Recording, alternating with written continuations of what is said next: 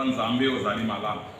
Olingi kolobela biso banda kolobela ngai nano ngai moko. Soki malobo oyo na bomoi na ngai ezali na tina te tina nini na te ya yango. Yokela ngai mawa yaga kuvanda kati na motema na ngai fulisa ngai na nguya na Molimo Santo tambusa ngai pona lokumu penkembo na yo na kombo na Yesu. Amen. Amen. Tozana seminaire na biso ya 21 jours. Nzambe asalela ki basali na Nzambe oyo bapona ki temo oyo na Mark 7:31 tito kokita bazwaki mama na likambo kuna efata ezana munoko yaki araméen eza grec te eza hébreu te ki araméen donc munoko wana bazalaki koloba na tango ya Yesu donc nde elakisi fungwama. Tomoni makambo ebele banda to banda ki mercredi mingi balingi kufungwama ndamu bakomi na bademi terrain azui awa asuki na Pascal azui limité même l'église et comme bongo bademi terrain mais Nzambe alingi biso tofungwama mobimba. Alleluia. Kati na kufungwama mobimba yango Nzambe apesi ngai mama na likambo lelo po mutu afungwama mobimba esengeli atonda na Molimo Mosantu. Po mutu afungwama mobimba esengeli asala nini? Atonda na Molimo Santu. Kufungwama kandambo te ofungwami na mutu matoyo efungwami te ofungwami na munoko makolo ezali ya kokangama ofungwami na maboko na poso oyo na sango oyo tofungwama mobimba. Alors po tofungwama mobimba esengeli totonda na Molimo Mosantu. Mama na likambo na biso tonda na Molimo po ofungwama mobimba. Alleluia. Bana na Nzambe azali awa ndamu te pona lola batu ya ndamu bakokota te boyo bakokota boyo bafungwama mobimba bafungwama mobimba bango bakokota. Kati na bitene wana tomoni awa Paul akomi na Efeso bandimaki Yesu sango etamboli lingomba ya masina 2 bandimi Yesu sango epanzani. Paul alobi te nakende kotala ndenge nini bango bandimi Yesu masiya. Paul akomi wana alobi ya solo bandimi Yesu mais azali kotuna bango tango bondimi Yesu est-ce que ozwi Molimo Mosantu? Molimo Mosantu lisusu ezali nini? Nani Molimo Mosantu azana balokela biso Molimo Mosantu toyeba likambo wana te Molimo Mosantu. Paul asimbi mutu alobi bato oyo bafungwama ndambo bafungwama mema kolo eza kuna mato ezokoyoka miso eza kote mosusu bafungwama ndambo. Ngai nalingi bino bofungwama mobimba fungwama mobimba fungwama mobimba fungwama mobimba na tobola. Pona nini Paul azali koloba na bango asimbi mutu po balobi bayebi Molimo te Paul amoni te bafungwama ndambo po na mokilo oyo tozali ndenge ya bato misaka tozali ndenge ya bato boni alobi kategori nini bato oyo bazali yango totangaka na 1 Corinthiens bakorinto ya liboso okendo tanga na ndako 1 Corinthiens chapitre 2 verset 14 pe verset 15 pe 1 Corinthiens chapitre 3 verset 1. Paul alobi 1 Corinthiens 2 14 à 15 1 Corinthiens 3 1. Paul alobi na mokilo oyo toza ndenge ya bato misato bato yango misato na tie bango na tableau noir. Bozomona quand même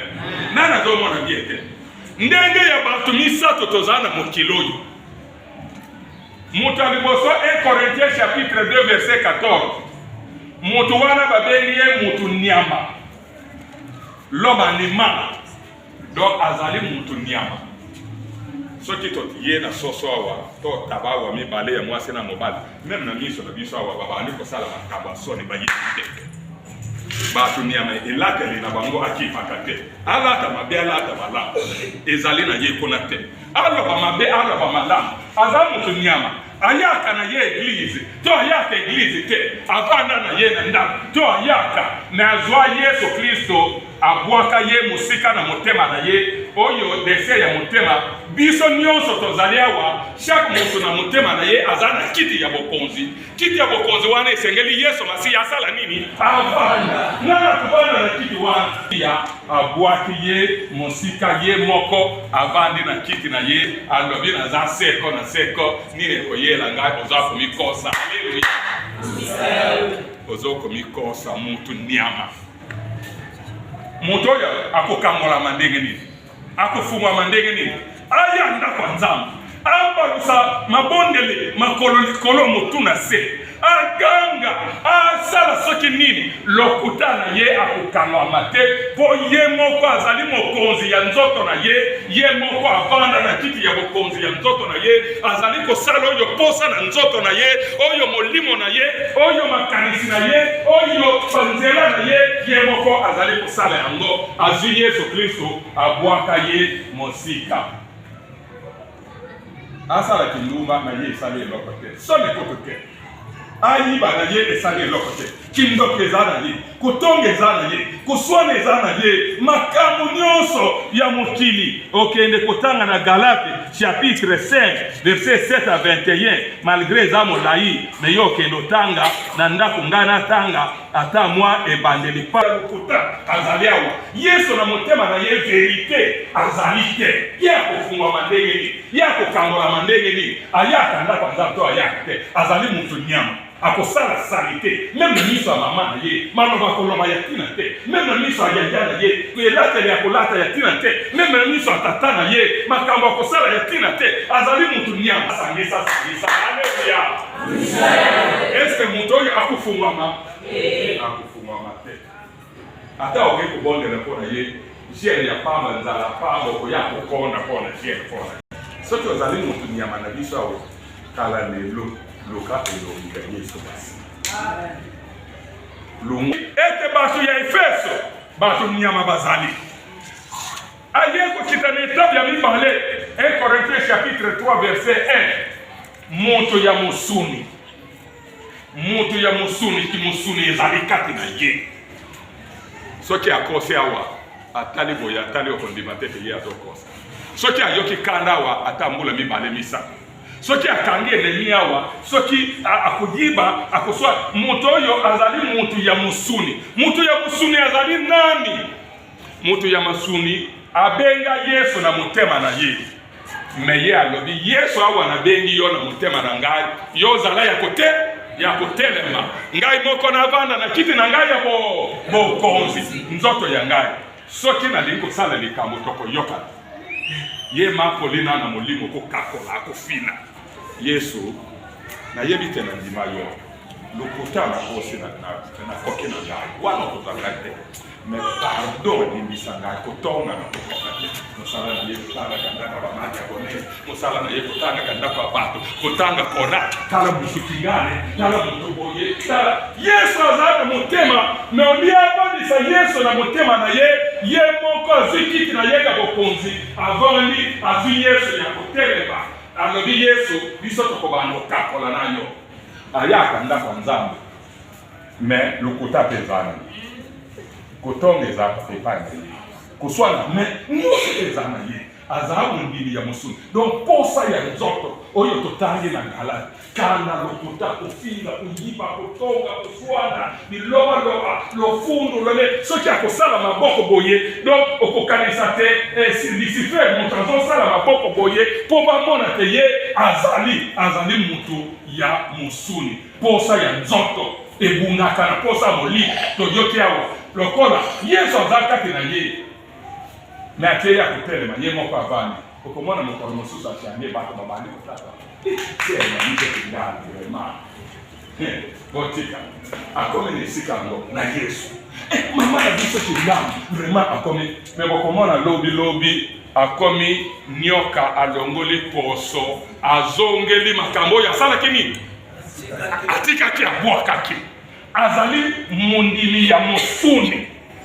mangomba na biso lelo etondi na bandimi ya mosuni po aya kora batindika bazali kutindika c'est mpona nini ozomonana te akome balandaka ye frère mpona nini ozali komonana te église ozokomona te oyebi te tozala na 21 jours ozoya te oyebi te tozala na veille oyebi te tozala na retraite oyebi te esengeli te otonga ndako ya Nzambe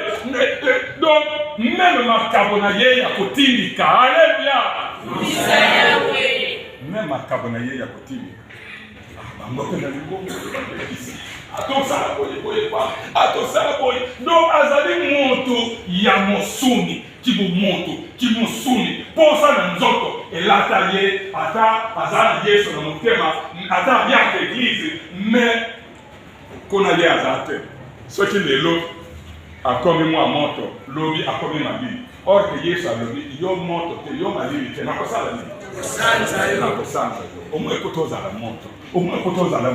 malili me yo katikati ezala tina te moto yo Paul taba akomi na Efese alobi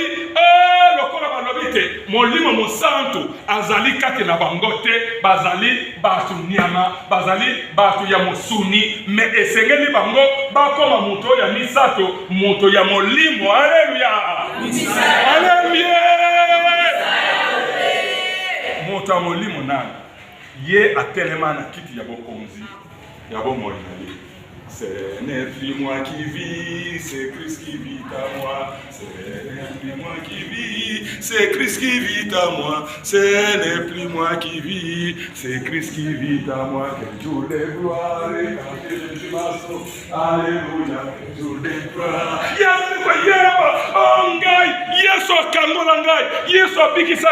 ngai na fukami. Yesu yovanda na kiti ya bokonzi na ngai, nzoto na ngai, bomoi na ngai, mbongo na ngai, bana na ngai, misala na ngai, nyoko na ngai, ezali na yo, nakaleli yo, tango na ngai ezali na yo, alleluya. Mutu ya molimo, molimo azikisa mabeka pe ba ye. Molimo akangola ye, molimo abulisa ye, molimo akomisa ye mwana na Nzambe ya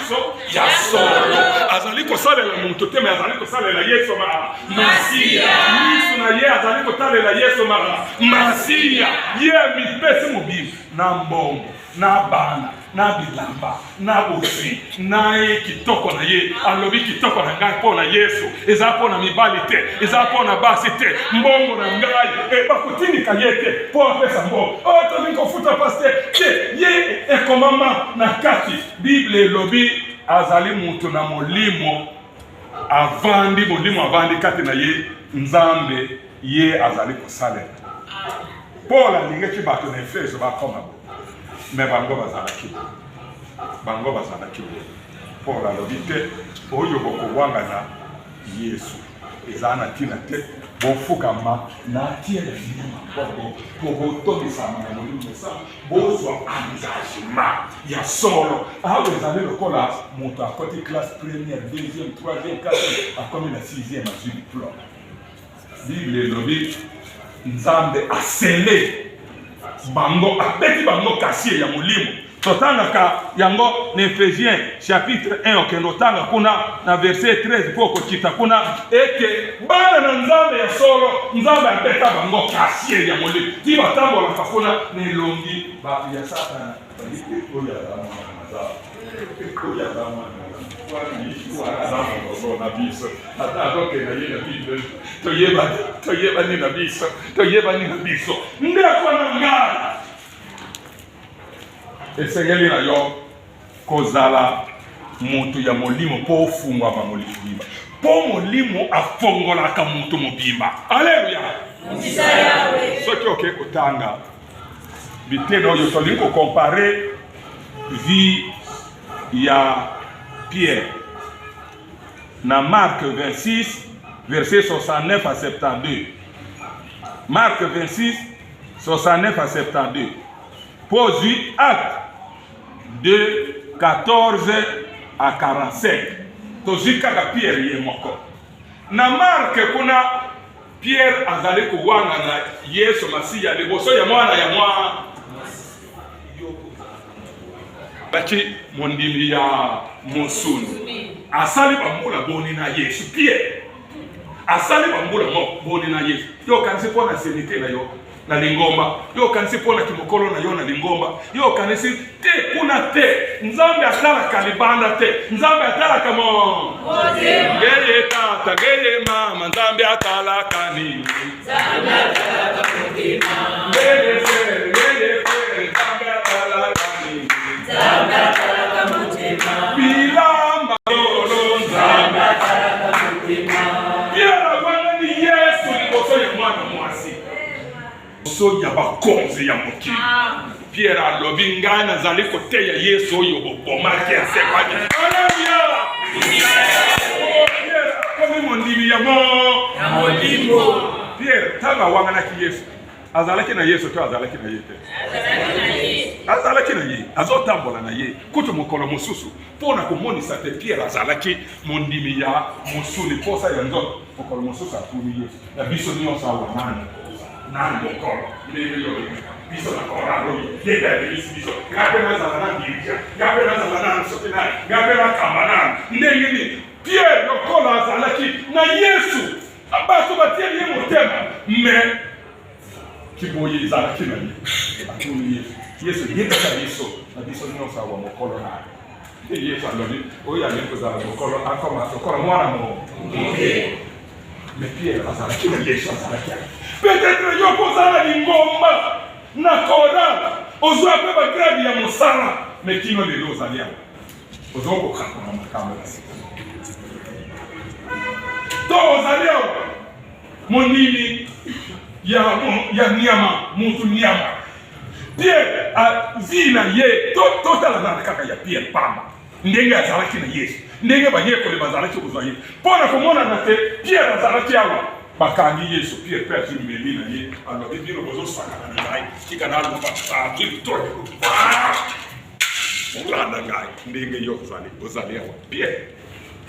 ndemo yake bingoma bozali awa ka lungwa le tapo